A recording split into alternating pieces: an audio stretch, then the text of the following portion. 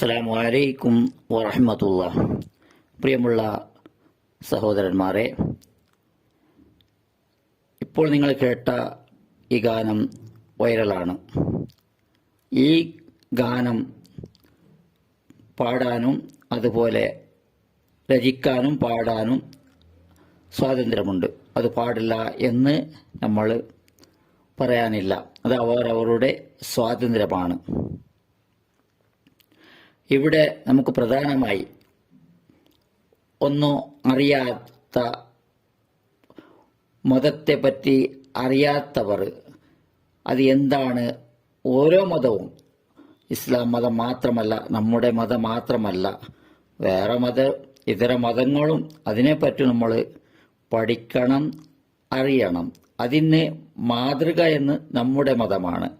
നമ്മുടെ മതത്തിൽപ്പെട്ടവർ ഇങ്ങനെ ചെയ്യാമോ എന്നാണ് നമ്മളിവിടെ കരുതേണ്ടത്. അതാണ്.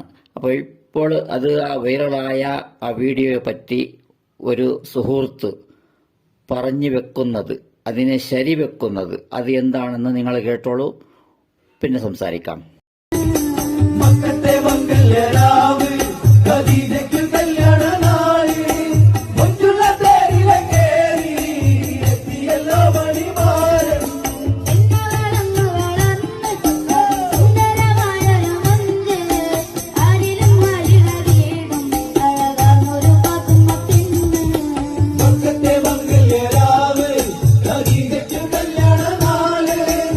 അവർ മനോഹരമായി പാടുന്നത് നബി സല്ലല്ലാഹു അലൈഹി വസല്ലമ തങ്ങളുടെയും ഖദീജ ബീവി റളിയല്ലാഹു അൻഹയുടെയും ചരിത്രപരമായ സംഭവങ്ങളുമായി ബന്ധപ്പെട്ട വിഷയത്തെക്കുറിച്ചാണ്. പാടുന്നത് ഹൈന്ദവ സഹോദരങ്ങളാണ്. അതിൽ എനിക്ക് ഏറ്റവും ഇഷ്ടപ്പെട്ടത്, അതിൽ പ്രധാനമായിട്ടും പാടുന്ന ആ സഹോദരിയുടെ ആ മനോഹരമായ ഇമ്പമാർന്ന ആ ശബ്ദവും ശൈലിയുമൊക്കെയാണ്. നമുക്കറിയാം, ഇതൊരു ശബരിമല സീസണാണ്. നമ്മുടെ പ്രിയപ്പെട്ട ഹൈന്ദവ സഹോദരങ്ങൾ അയ്യപ്പനെ കാണുവാൻ വേണ്ടി സന്നിധാനത്തിലേക്ക് പോകുന്ന സമയമാണിപ്പോൾ.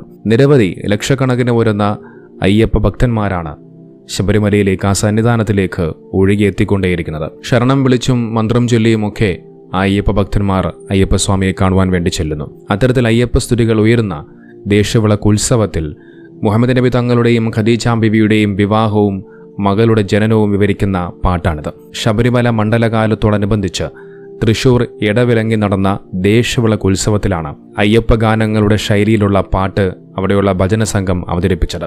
മക്കത്യമംഗല രാവ് ഖദീജയ്ക്ക് കല്യാണ നാൾ എന്ന് തുടങ്ങുന്ന ഈ ഒരു ഗാനമാണ് ഇപ്പോൾ സമൂഹ മാധ്യമങ്ങളിൽ വലിയ രീതിയിൽ വൈറലായിക്കൊണ്ടിരിക്കുന്നത്. കൊടുങ്ങല്ലൂർ മേഖലയിലുള്ള ദേശവിളക്ക് ഉത്സവത്തിൽ ഇത്തരം പാട്ടുകൾക്കേറെ സ്വീകാര്യതയുണ്ട്. പലപ്പോഴും ശബരിമലയുടെ സീസണാകുന്ന സമയത്ത് ഇത്തരം മനോഹരമായ കാഴ്ചകളൊക്കെ നമുക്ക് സമൂഹ മാധ്യമങ്ങളിലൂടെ കാണുവാൻ സാധിക്കും. നോക്കി, ഇവരാണ് യഥാർത്ഥ ഹിന്ദുക്കൾ.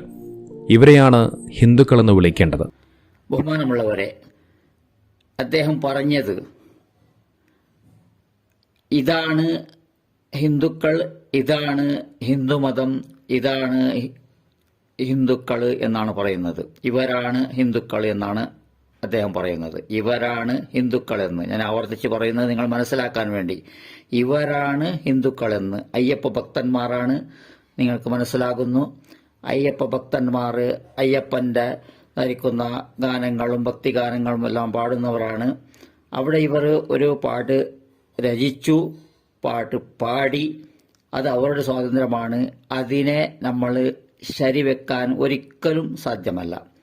കാരണം നമ്മുടെ തലപ്പാവക്കാരും അതുപോലെ നമ്മുടെ മുസ്ലിമീങ്ങളിൽപ്പെട്ടവരും കുറച്ച് സ്ത്രീകളും എല്ലാം കൂടി ഒരു അയ്യപ്പൻ്റെ ഗാനമോ അതല്ലെങ്കിൽ രാമൻ്റെ ഭക്തിഗാനങ്ങളോ അതല്ലെങ്കിൽ ഗുരുവായൂരപ്പൻ്റെ ഭക്തിഗാനങ്ങളോ ഇത് വട്ടത്തിലിരുന്ന് നമ്മുടെ മുസ്ലിമീങ്ങൾ, അതിൽ മതപണ്ഡിതന്മാരും ഉണ്ടായിരിക്കാം, സ്ത്രീകളും ഉണ്ടായിരിക്കാം, കുട്ടികളും ഉണ്ടായിരിക്കാം, എല്ലാവരും ചേർന്ന് ഒരു പാട്ട് പാടിയാൽ നമ്മൾക്ക് അതിനെ അംഗീകരിച്ച് കൊടുക്കാൻ സാധ്യമാണോ? സാധ്യമല്ല, ഒരിക്കലും സാധ്യമല്ല. അതാണ് മുസ്ലിം. നമ്മുടെ മതത്തിൽ, നമ്മുടെ ദൈവത്തിന്റെ പാട്ട് ഇവർ പാടിയല്ലോ, ഇവരാണ് മുസ്ലിം എന്ന് അവർ പറഞ്ഞാൽ അത് നമ്മൾ അംഗീകരിച്ചു കൊടുക്കാൻ തയ്യാറാണോ എന്നാണ് ഇവിടുത്തെ ചോദ്യം. അതുകൊണ്ട് അവിടുത്തെ ഹിന്ദുക്കൾ, അവിടെ അവർ അയ്യപ്പ മാലധാരികളായ അയ്യപ്പനെ കാണാൻ പോകുന്ന അത്ര ആൾക്കാർ നബി സല്ലല്ലാഹു അലൈഹി വസല്ലമ തങ്ങളുടെയും അവിടുത്തെ കുടുംബത്തെയും അവിടുത്തെ കല്യാണത്തിന്റെ പേരിൽ അവർ ഉണ്ടാക്കിയ പാട്ടിനെ നമ്മൾ അംഗീകരിച്ചു കൊടുക്കാൻ സാധ്യമല്ല. നല്ലപോലെ മനസ്സിലാക്കണം. അവർ പാടാൻ പാടില്ല, അവർ പാട്ട് രചിക്കാൻ പാടില്ല എന്ന് പറയാനുള്ള സ്വാതന്ത്ര്യം നമുക്കില്ല. അത് അവരുടെ സ്വാതന്ത്ര്യമാണ്. എങ്കിലും മതത്തെ ശരിവെക്കാൻ ഒരിക്കലും സാധ്യമല്ല. മതത്തെ ശരിവെക്കാൻ അത് നമ്മുടെ അറിവില്ലായ്മ കൊണ്ടാണ് അവർ ചെയ്യുന്നത് ശരി എന്ന് പറയുന്നത്. അവരാണ് ഹിന്ദുക്കൾ എന്ന് അംഗീകരിച്ചു കൊടുക്കുന്നത്. അവർ ഹിന്ദുക്കൾ അല്ല എന്നാണ് എനിക്ക് പറയാനുള്ളത്. ഹിന്ദുക്കളാണെങ്കിൽ അവരുടെ മതം, അവരുടെ ദൈവം, അവരുടെ ഭക്തിഗാനങ്ങൾ അത് മാത്രമാണ് പാടേണ്ടത്. ഇതര മതത്തിൽപ്പെട്ട പ്രവാചകന്റെ അവിടുത്തെ കുടുംബത്തെ പാട്ട് രചിച്ച് പാടിയവർ ഹിന്ദുക്കളാണെന്ന് അംഗീകരിച്ചു കൊടുക്കാൻ നമുക്ക് സാധ്യമല്ല. അത് നേരെ തിരിച്ച് നമ്മൾ മനസ്സിലാക്കണം. നമ്മുടെ മുസ്ലിമീങ്ങൾ പാട്ട് പാടിയാൽ, ആദ്യമേ പറഞ്ഞല്ലോ, നമ്മുടെ മുസ്ലിമീങ്ങൾ പാട്ട് പാടിയാൽ മതപണ്ഡിതന്മാരും എല്ലാവരും ചേർന്ന് ഒരു ഭക്തിഗാനങ്ങളോ അതല്ലെങ്കിൽ ഗുരുവായൂരപ്പന്റെ ഭക്തിഗാനങ്ങളോ ഏതെങ്കിലും പാടിയാൽ നമ്മളും അംഗീകരിച്ചു കൊടുക്കില്ല, അവരും അംഗീകരിക്കാൻ പാടില്ല. ഇവരാണ് മുസ്ലിമീങ്ങൾ, നമ്മുടെ പാട്ട് പാടിയല്ലോ എന്ന് അവർ അംഗീകരിച്ചു കൊടുത്താൽ അത് എത്ര ശരിയാണ്? അതിന് നമ്മൾ അംഗീകരിക്കുന്നുണ്ടോ എന്നാണ് നമ്മളിവിടെ മനസ്സിലാക്കേണ്ടത്. നല്ലപോലെ മനസ്സിലാക്കാൻ വേണ്ടി പറയുന്നതല്ല, ആരെയും വിഷമിപ്പിക്കാനും പറയുന്നതല്ല. അതും നമ്മൾ ഐക്യത്തിന്റെയും പേരിൽ ഇതുപോലെയുള്ള അങ്ങോട്ടും ഇങ്ങോട്ടുമുള്ള മതത്തിനെ കലർത്തി ഐക്യമുണ്ടാക്കേണ്ടതല്ല. മനുഷ്യത്വവും നമുക്ക് വേണ്ടതാണ്. മനുഷ്യത്വത്തിന്റെ പേരിലും ഐക്യത്തിന്റെ പേരിലും അത് വേറെയാണ്. മതത്തിനെ കലർത്തേണ്ടതല്ല. അവരുടെ ബുദ്ധിമുട്ടുകളിലോ അവരുടെ കഷ്ടങ്ങളിലോ അവരുടെ നല്ലതായിരിക്കുന്ന നല്ല നല്ല വിഷയങ്ങളിലോ നല്ല കാര്യങ്ങൾ നടക്കുമ്പോഴോ അങ്ങോട്ടും ഇങ്ങോട്ടും സഹകരിക്കുക, പോക വര, സഹായിക്കുക, എല്ലാം. ഇതാണ് സൗഹാർദ്ദം. മതത്തിനെ കൂട്ടി കലർത്തിക്കൊണ്ടുണ്ടാക്കുന്ന സൗഹാർദ്ദം അത് സൗഹാർദ്ദവുമല്ല, അത് മതവുമല്ല, നമുക്ക് അംഗീകരിച്ചു കൊടുക്കാനും സാധ്യമല്ല.